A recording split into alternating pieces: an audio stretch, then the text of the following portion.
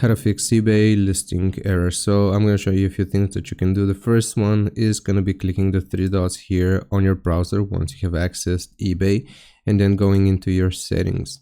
Now from within the settings, we just want to search for cookies like so, and you will click this first option, delete browsing data, history, cookies, cache, and more. Now set the time range for all time, and also you just want to untoggle browsing history and leave these to cookies and other site data and cached images and files. Make sure you know your passwords and just click on delete data.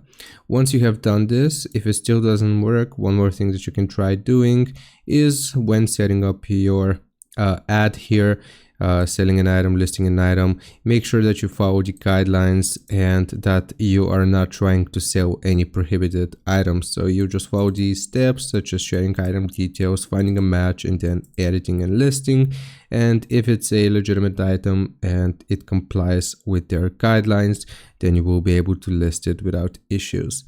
I hope this helps you out. Leave a like and sub, and I'll see you next time.